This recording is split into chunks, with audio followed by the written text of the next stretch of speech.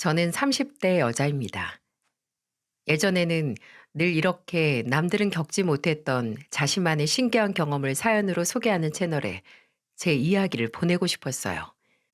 솔직히 평범하게 살면 이렇게 불특정 다수에게 다 말할 정도로 특별한 경험을 겪긴 어렵잖아요.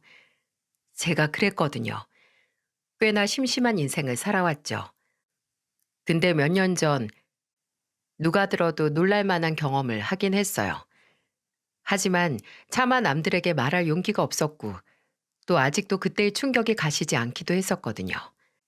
늘 다른 분들의 이야기를 들으면서 언젠가 나도 보내보면 여러분의 위로를 받을 수 있겠다라는 생각을 했었고 드디어 이렇게 제 이야기를 보낼 수 있게 됐습니다. 저와 남편은 무려 6년 동안 연애를 했었어요. 동갑이었던 저희 둘 다 못 모르는 20대 초반에 만났죠. 저는 당시 일반 대학에 다니고 있었고 남편은 치대에 다니고 있었는데 저도 학교를 다니면서 취업 준비를 하고 있었고 남편도 6년 동안의 공부량이 장난이 아니라서 연애만 6년이긴 하지만 솔직히 만난 횟수는 그리 많지도 않았어요. 그리고 둘 다 학생이니 밖에서 만날 돈도 없었고 저희의 단골 데이트 장소는 남편 학교 도서관이거나 남편의 반지하 자취방이었죠. 6년이란 시간 동안 만나게 되면 어느 순간 정말 있으면 그냥 자연스러운 공기처럼 편하고 없으면 허전한 가족 같은 사이가 되는데요. 저희 부모님도 남편이 제 남자친구였을 때부터 알고 지내셨고, 저도 이전부터 남편의 부모님을 알고 있었어요. 저희 부모님께서는 두 분이서 같이 정육점을 운영하셨는데, 고향을 떠나 서울에서 혼자 살면서 공부하는 남편이 안쓰러우셨는지 항상 저를 통해서 좋은 고기를 보내주셨습니다. 남편은 물론 늘 본인을 챙겨주시는 저희 부모님께 감사했고 또 죄송스러워했죠. 내가 나중에 성공하면 꼭 은혜를 갚아야 하는 게 있는데 순영이 너하고 너희 부모님이야. 진짜 나 공부할 때 배 안 곪고 외롭지 않았던 건 다 너하고 네 가족들 덕분이다. 그런 남편은 저희 아버지께서 제가 막 취업을 하고 나서 1년도 안 됐던 해에 뇌출혈로 돌아가셨을 때 장례식에 와서 한참을 울었습니다. 그리고 공부하느라 바쁠 텐데 그만 가라는 저희 어머니의 말에도 3일 내내 장례식을 지키고 낙골당까지 따라와서 제 곁을 지켰죠. 남편은 저희 아버지 사진과 유골함 앞에서 울면서 미리 많이 찾아뵙지 못해 염치없고 죄송하다고 했고 순영이와 장모님은 본인이 지키겠다고 말했어요. 생각해보면 그게 남편이 처음 제게 한 프로포즈가 아니었나 싶습니다. 남편이 그렇게 저와 제 가족을 본인의 가족처럼 생각을 한 만큼 저도 결혼 전부터 남편의 가족을 제 진짜 가족처럼 생각을 했었어요. 남편의 고향은 강원도였는데 시부모님은 시골 마을에서 배추 농사를 지으셨어요. 근데 그게 규모가 그렇게 크지 않고 작은 하우스여서 형편이 넉넉지 못하셨죠. 시부모님이 믿는 건 개천에서 용나서 서울로 치과 의사가 되기 위해 온 남편뿐이었고 그런 남편 곁에서 가족을 대신해서 챙겨주는 제게 정말 고마워하셨어요. 연애 3년 차에 남편이 고향에 가는데 부모님이 저를 만나고 싶어 하신다고 같이 가지 않겠냐고 했을 때 처음 남편의 본가로 함께 가서 시부모님을 처음 뵀었죠. 아니, 몇 달 전에 서울 가서 명민이 자취방에 들렀는데 이 녀석 냉장고에 제육볶음 재운 게 들어있는 거야. 나는 도무지 해준 기억이 없는데 누가 얘한테 그런 걸 주겠어? 근데 그게 다 순영이네 어머님께서 해주신 거라니. 이거 죄송해서 어쩌니.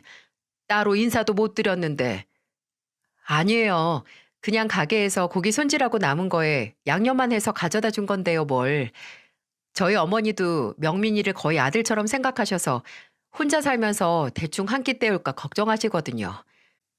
나랑 명민 엄마가 명민이 서울 보내고 얘가 먹을 거 제대로 못 챙겨 먹으면서 공부할까 봐 그게 제일 걱정이었거든. 근데 우리 아들이 무슨 재주로 공부하면서 이런 아가씨를 다 만났을까? 우리가 순영이 덕분에 밤에 다리 쭉 펴고 잔다. 순영이는 바로 취업한다고 했지? 네. 아마 방학에 인턴 나갔던 마케팅 회사로 갈 것 같아요. 아유, 참 야무져서 벌써 자리도 잡고 대단도 하다. 순영이 회사 다니면 아무래도 명민이 보필 더 안정적으로 할 수도 있고 잘 됐네. 잘 됐어. 시부모님은 저를 남편의 수호천사 정도로 생각하셨어요. 그도 그럴 것이 제 앞가림도 막막했던 나이에 혼자 살면서 공부하는 남편을 챙겼으니까요.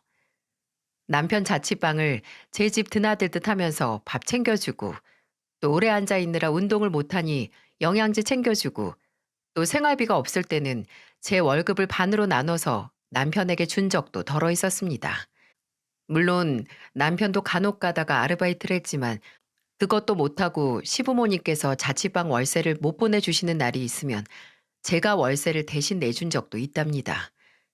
그때는 솔직히 그게 당연하다고 느껴졌어요.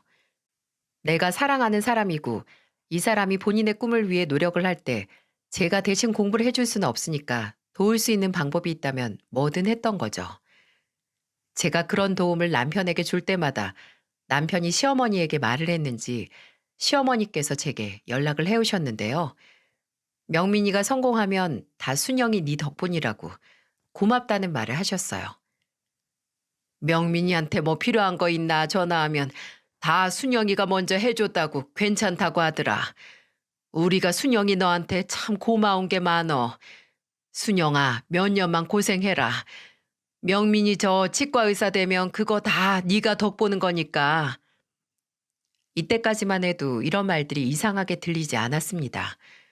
그냥 어른으로서 나중에 내 시어머니가 되실 분으로서 할 수 있는 말이라고 생각을 했어요. 근데 나중에 시간이 좀 많이 흐른 뒤에 제 친구가 그러더라고요. 진짜 정상적인 사람이었다면 다 큰 아들을 동갑내기 여자친구에게 맡기지 않았을 거라고. 마냥 고마워하기보다는 미안해할 것이고 너도 네 인생이 있고 네 앞가림하기 바쁜데 네 부모님께 죄송해서라도 그렇게 희생하고 헌신하는 걸 말렸을 거라고 하더군요. 근데 생각해보면 그게 맞는 말이죠. 딸뻘 되는 제게 본인 아들 뒤치다꺼리를 맡긴다는 게 마음 편한 일은 아니잖아요. 저도 남편을 위해 이렇게까지 했던 나란 사람에 취해서 시부모님이 저를 열려놨다고 칭찬하는 걸 그냥 좋게만 들었던 거죠. 그리고 그때는 결혼 전이라 할지라도 시어머니를 포함해서 시댁 식구들이 저를 정말 가족처럼 대해줬었어요. 특히 저는 제 시누이와 가까웠고 지금까지도 잘 지내고 있는데요. 시누이는 남편이 졸업 후 면허 시험을 볼 때쯤 일찍 결혼을 했어요. 시누이 남편이 서울로 직장을 옮기게 돼서 이사를 오게 됐고요. 남편과 시누이는 원체 사이도 좋고 친구처럼 지냈는데 사는 곳이 가까워지니 저도 자주 얼굴을 보게 됐죠. 그리고 시누이 성격이 진짜 유쾌하고 좋아서 친해질 수밖에 없었습니다. 시누이 신혼집이 제가 다니던 회사에서 가까워서 종종 남편 없이 저 혼자서도 놀러 갈 정도로 친해졌는데 시누이가 저만 보고 하는 말은 바로 이거였어요. 언니, 우리 오빠랑 대체 언제 결혼할 거예요? 그 인간이 언제 식 올리자고 안 해요? 이제 인턴이니까 아마 레지던트 되고 나서 하는 게 낫지 않을까 해요. 어차피 모은 돈도 얼마 없는데요. 오빠 진짜 복 받았네. 저라면 6년 동안 나 기다리게 한 남자 답답해서 가만히 안 뒀을걸요? 그리고 언니가 여간 고생한 게 아니잖아요. 진짜 무슨 복인지 박명민 씨 인복 하나 타고났다니까. 그렇게 말하던 시누이는 진짜로 속이 답답했는지 남편에게 직접 말을 했나 보더라고요. 남편이 서로 상의를 했던 것보다 더 일찍 제게 프로포즈를 했으니까요. 나중에 그 프로포즈를 받아들이고 나서 남편에게 듣기로는 시누이가 무섭게 경고를 했다고 하네요. 이러다 새언니가 오빠 버리면 어떻게 할 거냐고, 새언니한테 미안하지도 않냐고. 어차피 결혼 준비도 새언니가 알아서 할 텐데 오빠는 고작 병원 인턴하면서 결혼식장에서 턱시도 입고 신랑 입장할 시간도 없냐면서 말입니다. 성격 한번 시원시원한 시누이 덕분에 저희는 6년의 결실 끝에 결혼을 할 수 있었어요. 부모님에게 저희의 결혼은 어차피 예견됐던 거라서 새삼스러울 것 없었어요. 근데 이때부터 좀 찜찜했습니다. 시부모님이, 아니 시어머니께서 예정보다 앞당겨진 결혼식을 탐탁지 않아 하셨기 때문이었죠. 결혼 소식을 알리러 간 자리에서 명민이가 모아둔 것도 없는데 그냥 같이 살기만 하다가 조금 더 자리 잡으면 그때 시골려도 늦을 것 없다고, 아직 둘 다 30 전인데 뭐가 급하냐고 하셨어요. 그때는 그냥 걱정돼서 하시는 말이겠지 하고, 저도 남편도 걱정 마시라고, 요새 젊은 사람들 중에 다 준비되고 결혼하는 사람 몇이나 되냐고 했죠. 그렇게 결혼 준비를 하다가, 물론 저도 모아둔 돈이 있고 저희 어머니께서 보태주신 돈에 남편도 있기야 있었지만, 그걸로 결혼식에 혼수에 집까지 구하려면 택도 없었습니다. 그리고 시부모님께서는 형편 때문에 도움을 안 주시는 거나 마찬가지였고요.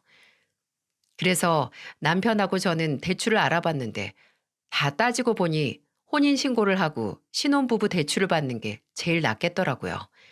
그래서 결혼식 올리기 전에 혼인신고부터 할 예정이었는데, 얼마 지나지 않아서 시어머니께 연락이 왔어요. 너희 혼인신고부터 하려고 하니? 요새 젊은 애들은 일부러 나중에 혼인신고를 한다는데 너흰 왜 그러니? 네가 명민이한테 혼인신고부터 하자고 했니? 너무 당황스러웠어요.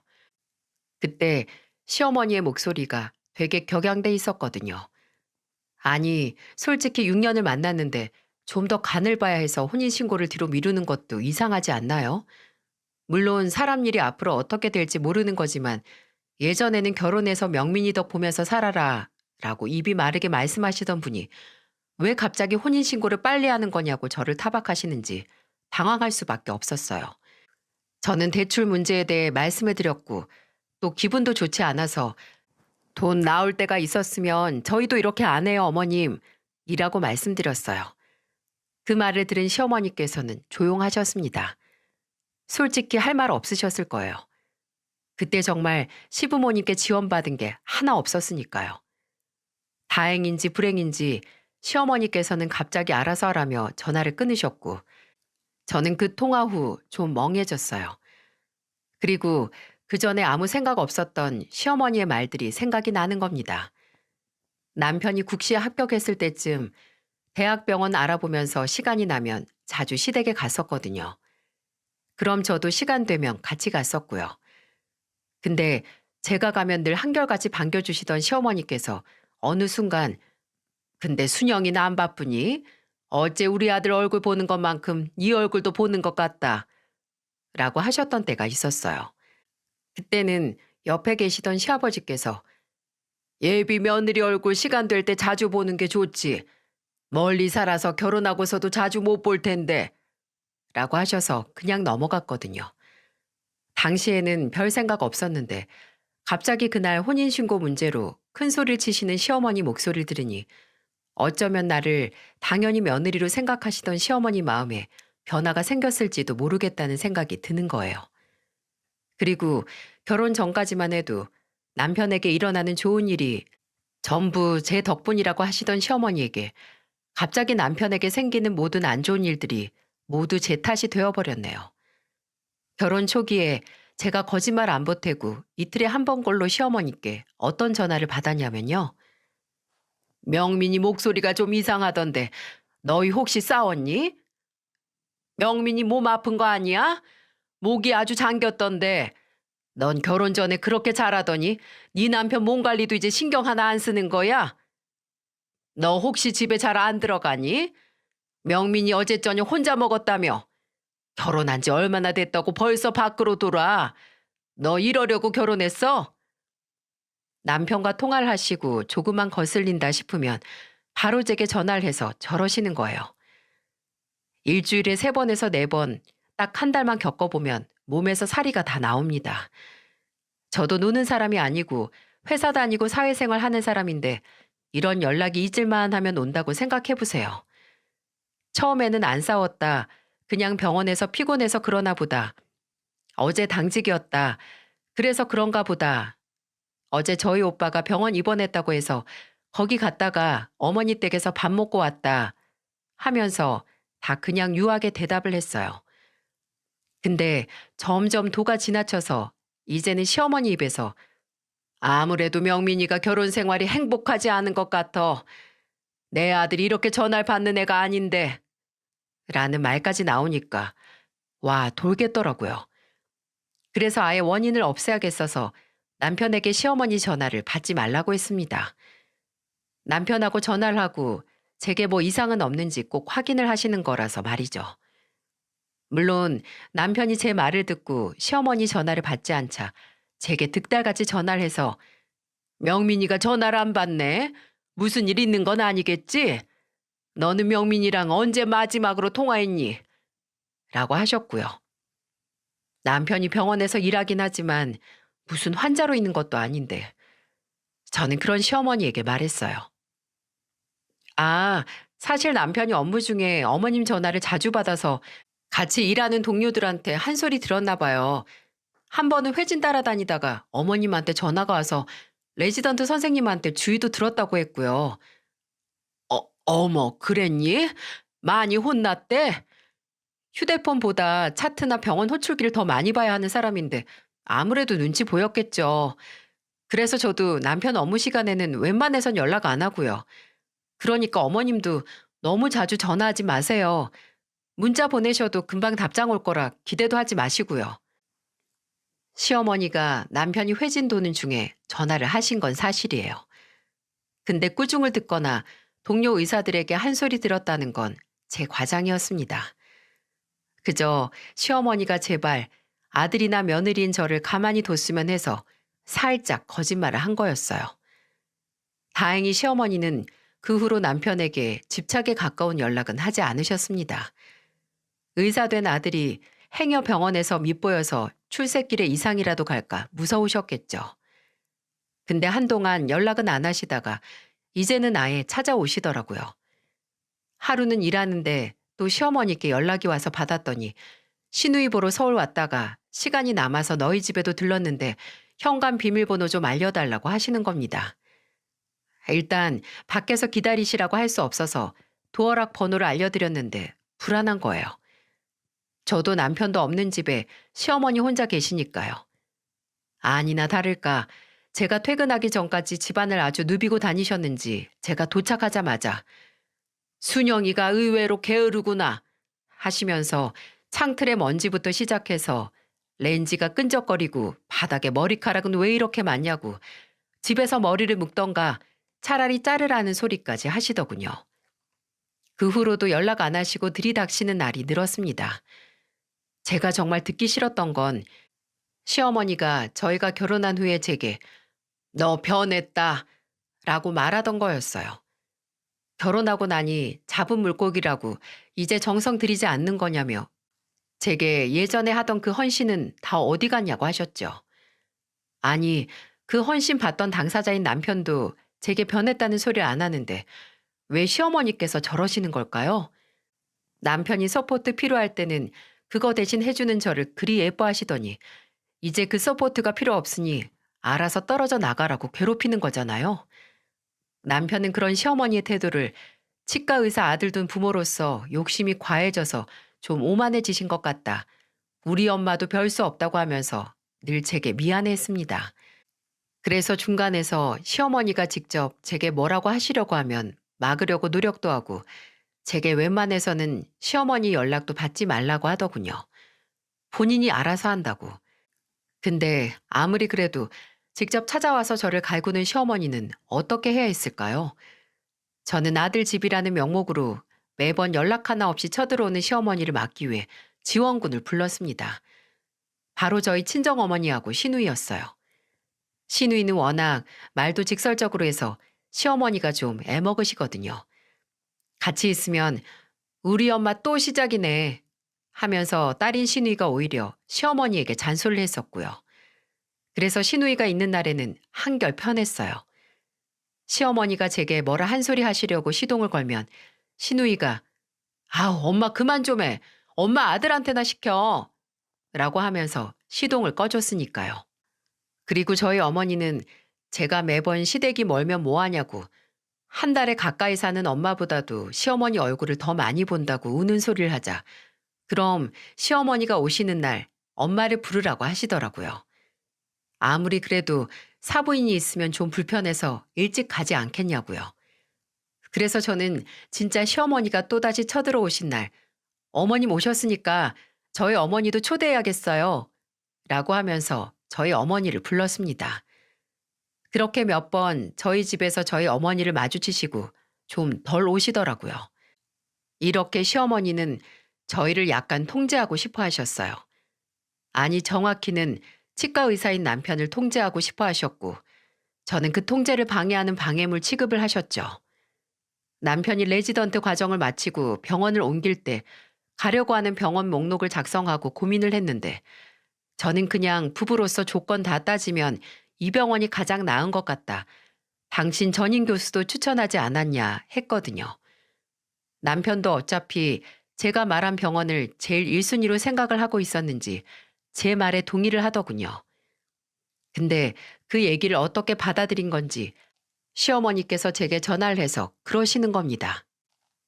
예, 너는 왜 명민이를 마음대로 조정하려고 하니? 네가 말한 병원보다 돈 더 많이 주는 데가 있다던데 왜 거길 추천을 해? 하여간 너는 결혼 전에만 도움 줬지 결혼 후에는 참 아무짝에도 쓸모가 없다. 참나, 시어머니가 말한 병원은 연봉을 많이 준다고 해도 그건 초봉이고 남편도 저도 다 따지고 보면 다른 곳에 나중에 연봉 협상에 유리하고 위치도 그렇고 생각을 안 한 게 아니었거든요. 근데 시야가 좁은 건지 그저 초봉만 보고 네가 내 아들 앞길을 막는다며 역정을 내시는 시어머니. 저는 이제 긴 말도 하고 싶지 않아서 그럼 병원 리스트랑 조건을 다 보내드릴 테니 어머님께서 한번 따져보시라고 했습니다. 직접 보고 한번 직접 분석해 보시라고요. 그리고 진짜 자료를 휴대폰으로 전송했어요. 며칠 동안 아무 연락이 없으시더라고요. 머리 좀 아프셨을 겁니다. 5일 뒤에 남편이 시어머니에게 연락을 해서 왜 연락 안 주시냐고 생각해 보셨냐고 하니까 그제야 니들이 더 잘 알지 내가 뭘 아냐고 하시면서 한 발자국 물러서시더라고요. 그럴 거면서 대체 왜 제게 스트레스를 주시는 건지. 이럴 거면 차라리 속은 기분이라도 없게 결혼 전에 반대나 하시지. 제가 결혼 생활 동안 마음 먹고 시어머니께 어머님, 제가 그렇게 마음에 안 차시냐고 결혼 전에는 잘해주시다가 갑자기 저한테 이러시는 이유가 뭐냐고 여쭤보면 시어머니는 전혀 모르겠다는 얼굴로 그러셨어요. 내가 왜 널 마음에 안 차냐고. 그냥 제가 결혼 전이랑 후가 달라서 그런 거라고 말입니다. 문제는 내가 아니라 너라고 하는 시어머니. 제게 책임을 전가한 겁니다. 비겁한 변명이었죠. 이미 남편은 의사가 됐는데 제가 전처럼 혼자 돈 벌면서 공부하는 남편 먹여 살리고 서포트할 수 없는 거잖아요. 그냥 예전에야 아들에게 도움이 되니까 지켜봤는데 막상 마음에 차지 않으니 손해봤다라고 생각을 해서 화풀이를 하시는 거예요. 시어머니께서 걸고 넘어지시는 것 중에 제가 가장 힘들었던 건 단연코 임신 문제 때문이었네요. 전국의 며느리이신 분들은 공감하실 겁니다. 시부모님이 임신으로 눈치 주실 때마다 진짜 속상하고 답답한 거요. 제가 결혼하고 5년 동안 애가 안 생겼거든요.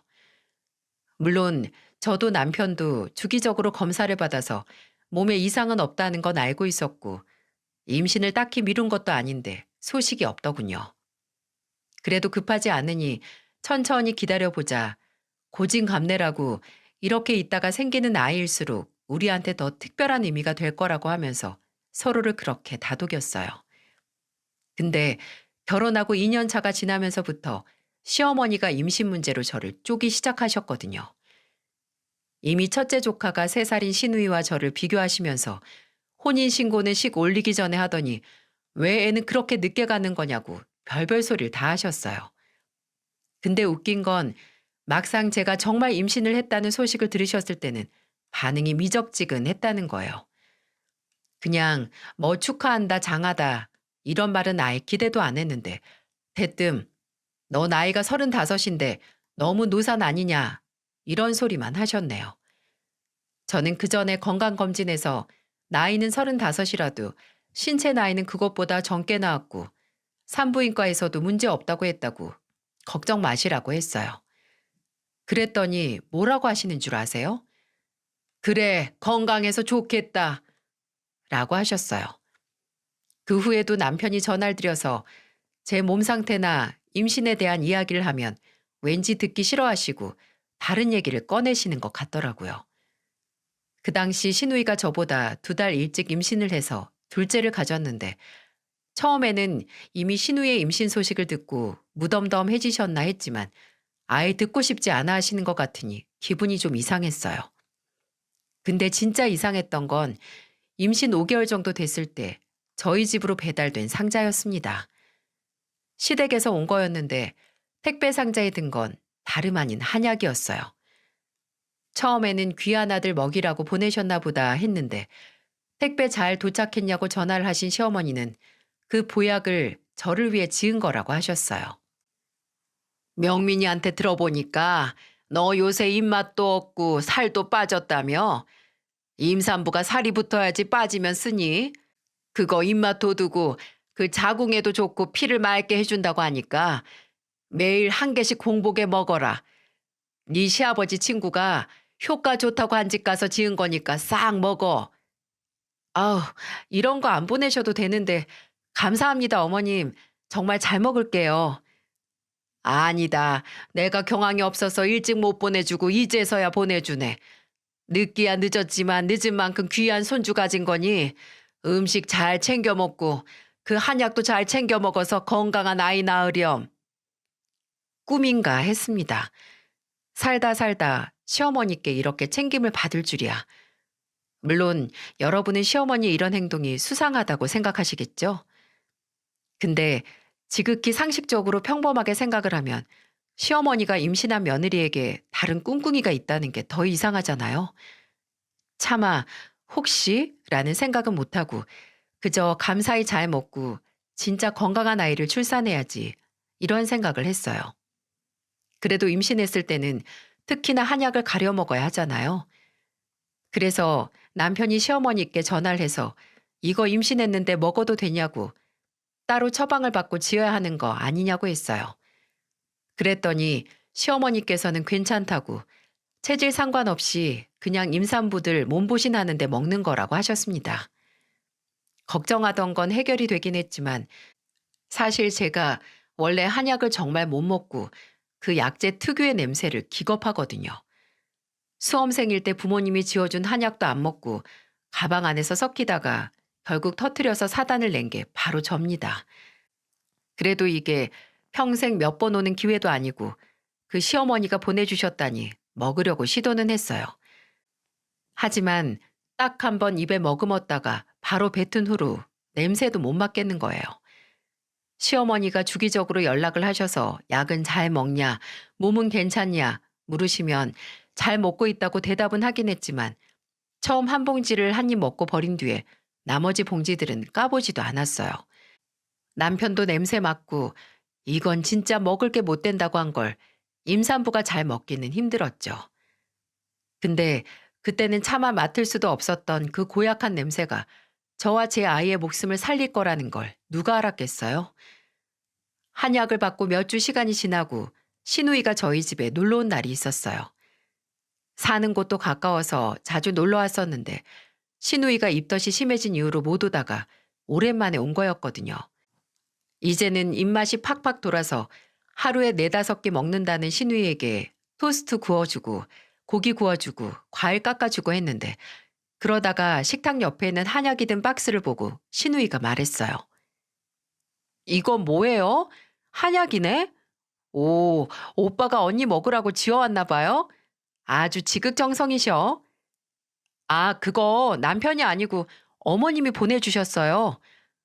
어머, 우리 엄마가 웬일이야? 이제 정신 좀 차리셨나? 근데 웃긴다. 나 임신했을 땐 이런 거 하나 없었는데. 아가씨는 나보다 젊잖아요. 나는 노산이라고 챙겨주신 것 같은데 아가씨한테는 필요가 없는 거니까 안 주신 거겠죠. 노사는 무슨 언니랑 나랑 나이 차이 얼마나 난다고. 다 흘려들어요. 우리 엄마 옛날 사람이라 아주 20대 중반에 딸린 자식 셋은 돼야 한다는 마인드라니까요. 근데 어째 박스에 한가득이네? 먹은 지 얼마 안 됐나 봐요? 아니, 보내주신 지는 한참 됐는데 내가 도저히 못 먹겠더라고요. 일단 어머님한테는 매일 먹고 있다고 하긴 했는데 아가씨, 이거 비밀이에요. 막상 보내주셨는데 안 먹으면 또 뭐라 하실 거 아니에요. 걱정 마요. 말 안 해요. 근데 얼마나 끔찍한 맛이길래 이렇게 남겼어요? 언니, 이거 어차피 임산부 먹는 용으로 지은 거죠? 그럼 나도 먹어도 되나? 그렇긴 한데 한약 막 먹긴 좀 그렇지 않아요? 아가씨 한약 먹고 싶으면 내가 지어다 줄게요. 아니, 됐어요. 그냥 궁금해서요. 그리고 내가 약발이 기가 막히게 봤거든요. 저 하나 먹어볼게요. 그렇게 말한 신우이는 하나를 따서 바로 쭉 마셨습니다. 근데 반절 먹고 너무 쓰다고 언니가 왜 못 먹었는지 알겠다며 안 먹더라고요. 그리고 나서 입가심한다고 냉장고에 있던 아이스크림 꺼내서 먹었는데 한 3, 40분 정도 지났을까요? 신우이가 갑자기 배가 아프다고 하는 겁니다. 언니, 나 이거 왜 이러지? 갑자기 배가 아파요. 아프다고 부여잡는 신우의 배를 만져보니 돌처럼 땅땅하게 굳은 겁니다. 신우이는 갈수록 통증이 심해진다고 했고 나중에는 땅에 주저앉아서 일어서지 못했어요. 저는 바로 구급차를 불렀고 신우이는 가까운 대학병원으로 옮겨졌어요. 구급차 안에서 많진 않았지만 약간의 하혈도 했는데 저는 진짜 신우이와 뱃속의 둘째 조카가 어떻게 되는 줄 알고 제정신이 아니었습니다. 응급실에서 신우이가 진정제를 맞고 피검사와 복부 초음파를 할 때 저는 신우이 남편에게 전화를 해서 이 사실을 알렸고 또 남편과 시어머니께도 연락을 드렸어요. 멀리 계셔서 바로 못 오시는 시어머니께는 일단 신우이 상태가 안정이 됐을 때 연락을 드렸고요. 어머님, 저 순영인데요. 지금 아가씨 응급실 같이 왔어요. 응급실?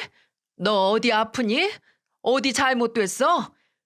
아니요. 저는 같이 있다가 따라온 거고 아가씨 몸에 문제가 생겨서 아니 아까 배가 아프다고 잠깐 쓰러졌었는데 지금 수액 맞고 진정은 된 상태고요. 아직 검사 결과는 기다리는 중이에요. 뭐? 아니 희진이가 왜 쓰러져? 희진이가 왜? 저는 놀란 시어머니께 상황을 설명했습니다. 저희 집에서 같이 있다가 갑자기 배를 쥐어잡고 주저앉았다고요. 일단 의사가 뱃속 아기에게 별다른 이상이 보이지 않으니 걱정 말라고도 말씀을 드렸고요. 그래도 시어머니께서 진정을 못하시고 대체 뭘 한 거냐고 신우이가 뭐 잘못 먹은 거 아니냐고 추궁을 하기 시작하셨고 저는 그날 저희 집에서 먹은 음식을 이야기하다가 신우이가 제게 보내주신 한약을 좀 먹었다고 말했습니다. 근데 그 말을 하자마자 시어머니가 미친 듯이 소리를 지르기 시작했어요. 희진이가 그걸 왜 먹어? 그거 너 먹으라고 보내준 거 아니야? 임산부가 한약 잘못 먹었다가 어떻게 될 줄 알고 그걸 주냐고? 아니, 그거 체질에 상관없이 먹는 거라고 어머니께서 말씀하셨잖아요.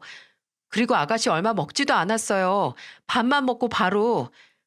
얼마나 먹든 그게 어떤 건 줄 알고 먹어? 아휴, 어떡하니, 어떻게 해?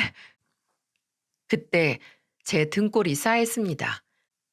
며느리에게는 체질에 상관없으니 걱정 말고 먹으라던 한약을 갑자기 신우이가 먹었다니 그게 어떤 건 줄 알고 먹은 거냐며 하는 게 이상하잖아요. 저는 그때 그 한약이 문제일 수 있겠다 싶어서 시어머니에게 물었어요. 어떤 건데요? 뭐, 뭐가 말이니? 그 한약이요. 대체 어떤 건데 어머님께서 그러시는 건데요? 어머님, 대체 저한테 뭘 보내주신 거예요? 제가 그렇게 물으니 방금 전까지만 해도 속상해 죽겠다며 우리 희진이랑 손주 괜찮은 거 맞냐고 발을 동동 구르시던 시어머니가 갑자기 침묵하시더군요. 그러더니 갑자기 한약이 한약이지 무슨 소리냐고 했고 지금 당장 갈 테니까 희진이가 있는 병원이나 문자로 찍어서 보내두라고 하고 전화를 끊으셨어요. 솔직히 이때까지만 하더라도 확신은 하지 못했습니다. 너무 끔찍하잖아요. 정말 그 한약이 문제라면 시어머니가 해코지를 하려고 했던 건 다름 아닌 저였는데 말이죠. 설마 사람이 그러기야 했겠어? 라는 생각을 하긴 했는데 그리고 몇 시간 뒤에 병원에 저와 남편 그리고 신우이의 남편과 시부모님이 신우이가 입원한 병실에 모였습니다. 다행히 신우이의 몸 상태가 괜찮아져서 일반 병실로 옮겼는데 의사는 병실로 찾아와 몸에 이상은 없지만 피검사에서 자궁 수축과 복통을 일으켰을 수도 있는 무슨 성분이 발견이 됐다고 신우이에게 그날 먹은 음식 중 의심 가는 거 없냐고 물었습니다.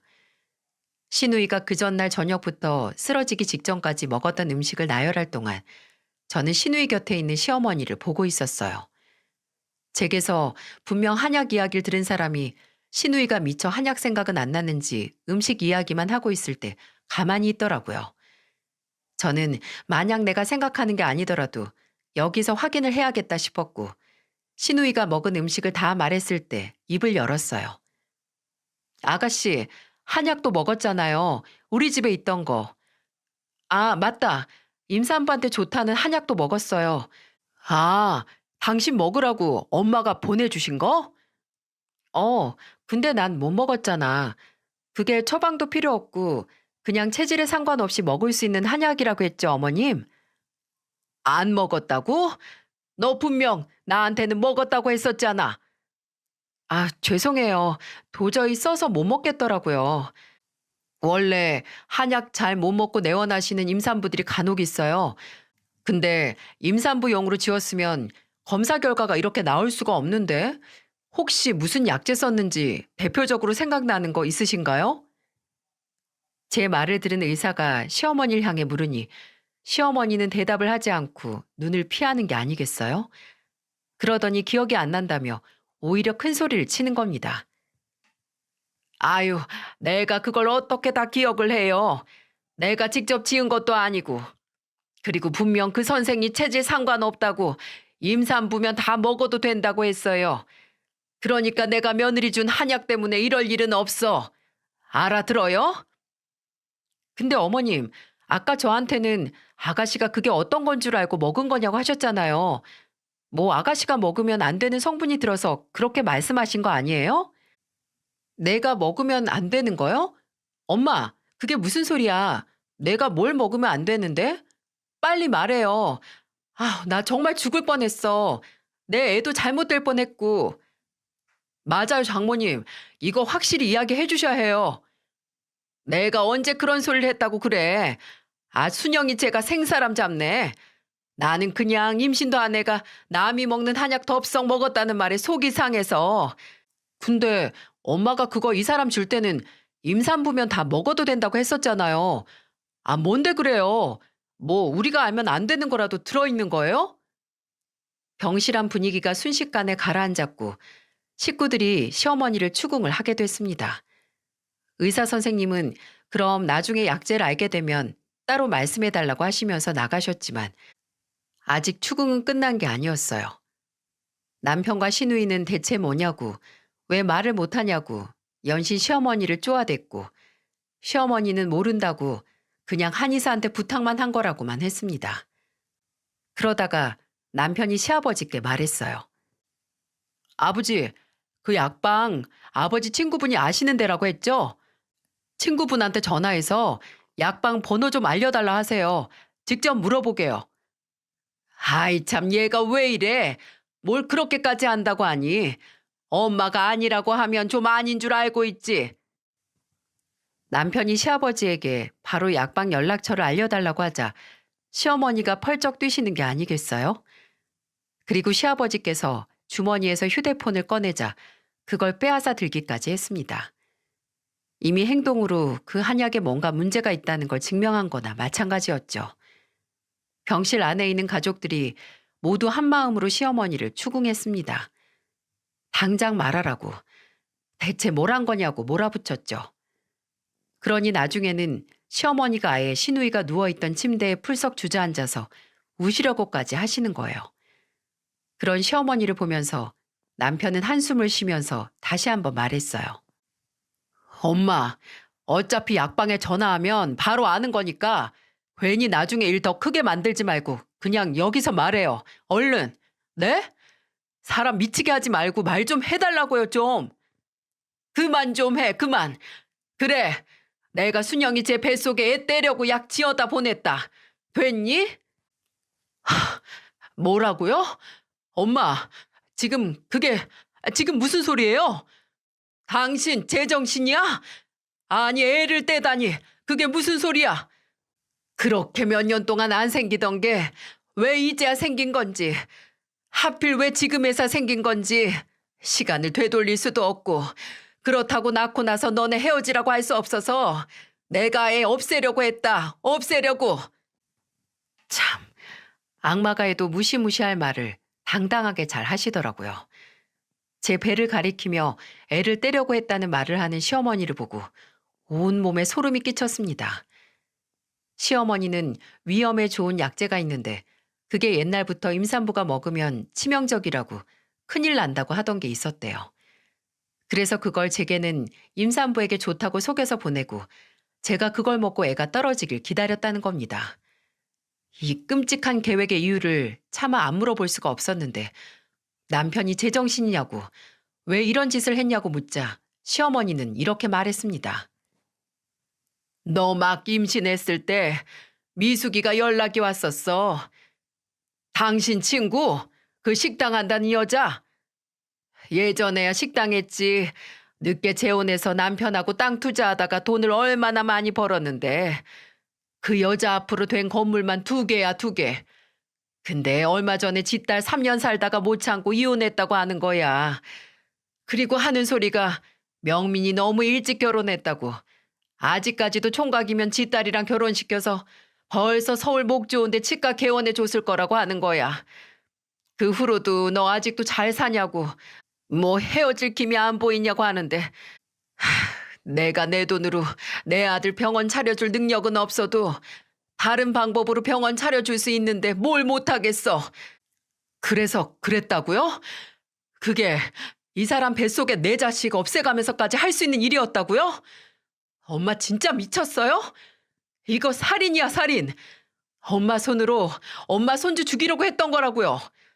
그리고 정말 잘못했다가 이 사람까지 잘못됐으면 어쩔 뻔했어. 희진이도 지금 이러고 있는데 산모한테는 문제 없을 거라고 했어. 그냥 애만 떨어진다고 했단 말이야. 그리고 희진이도 얘도 괜찮잖니? 너 애초에 네가 순영이 얘 말고 돈 좀 있는 마누라 얻었어 봐. 이 엄마가 이렇게까지 했겠냐? 그저 예정 못 잊고 지 앞길 지 손으로 막아놓고 왜 큰 소리야? 이미 시어머니는 제정신이 아닌 것 같았어요. 엄연히 피해자가 있고 본인 손으로 본인의 딸과 손주를 잘못되게 할 뻔한 사람이 너무나 태연하고 당당하더군요. 도저히 제정신이 아닌 사람에게 말해봤자 무슨 의미가 있을까 싶긴 했는데 그때 침대에 있던 신우이가 말했어요. 엄마, 나가. 희진아, 나가라고.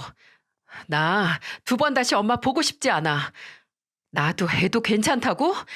그게 변명거리가 된다고 생각해? 희진아, 엄마가 너한테 이러려고 한 게 아니고. 됐어. 그게 뭐가 중요해?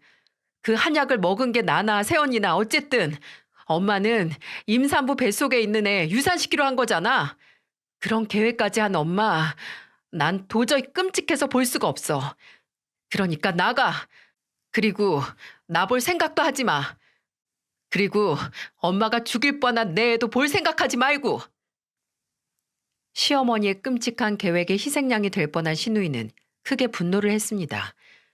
그리고 시어머니와 아예 연을 끊고 살겠다고 하고 시어머니를 병실 밖으로 내쫓았어요. 안 나간다고 엄마랑 얘기 좀 하자고 하는 시어머니를 신우이의 남편과 시아버지가 끌고 내보냈고 신우이는 이제 절대 안정을 취해야 했기에 저도 남편도 병실 밖으로 나왔어요. 망연자실한 표정의 시어머니에게 남편이 말했어요. 우리도 이제 엄마 안 봐요. 며느리 독살까지 하려고 한 시어머니 무서워서 어떻게 만나요? 뭐? 아휴, 명민이 너까지 진짜? 엄마 목적은 희진이가 아니라 이 사람이었잖아요. 근데 우리가 어떻게 엄마를 보고 살아요? 내 가족 위협하는 사람 가족 근처에도 두기 싫으니까 엄마는 앞으로 나나 희진이 볼 생각하지도 마세요. 이야, 잘못된 사람 하나도 없잖아. 진짜 순영이가 애가 떨어진 것도 아닌데 무슨 부모 자식 연을 끊어. 앞으로도 엄마가 안 그러실 거라는 보장 있어요? 저희 결혼하고 지금까지 엄마 이 사람 못 잡아먹어서 안달이셨잖아요. 내가 뭘 했다고. 제가. 맞아요, 어머님. 어머님 저 끝까지 어머님 아들 아내로 인정 안 하셨어요. 그것도 겨우 아들 병원 하나 개원해줄 능력도 돈도 없다는 이유로. 근데 어머님, 이 사람 면허 따기 전까지 제가 무슨 일을 했는지 그건 다 까먹으셨나 봐요? 그저 아들한테 도움이 될 만큼 달면 삼키고 이제 필요 없어지니까 써서 뱉으려고 하시나 본데 저는 어머님한테 삼켜지기도 뱉어지기도 싫으니까 이제 그렇게 눈에 안 차는 며느리 아예 안 보고 사시면 되겠네요. 서로 마음 편하게. 저희는 남편을 붙잡은 시어머니를 떼어내고 병원을 나섰습니다. 다행히 신우이와 뱃속의 아기에게는 문제가 없었고 이틀 입원하다가 퇴원을 했어요. 저도 그 문제의 한약을 아예 안 먹은 게 아니고 한 모금 정도는 먹었었기에 혹시나 해서 검사를 했지만 문제가 없었고요. 신우이는 그날 말했던 것처럼 시어머니의 모든 연락을 무시하고 심지어 서울까지 찾아온 시어머니를 피해 본인의 시댁으로 가서 지내기도 했어요. 물론 저희 집에도 찾아왔지만 저희도 만나주지 않았고요. 시어머니가 제게 사과를 하겠다고 하셨지만 저는 할 필요 없다고 했습니다. 어차피 받을 생각도 없다고 괜한 짓 해서 힘 빼지 말라고 했네요. 어떻게 사람이 그런 짓을 할까요? 완전한 남이 임신을 했는데 몸에 이상이 있다고 해도 걱정이 되는 게 사람의 측은지심인데 본인 피부치를 없애려고 그렇게 비열한 계획까지 하다니 대체 어떻게 된 정신머리면 그럴 수 있냐고요. 신우이도 저도 몇 달 뒤 걱정했던 게 무색할 만큼 건강하게 출산을 했지만 그때도 역시 시어머니에게는 연락을 하지 않았습니다. 혹시 시아버지에게 저희가 출산한 병원이나 조리원을 알려드리면 시어머니가 쫓아오실까봐 시아버지께 비밀로 하고 사진만 보내드렸어요.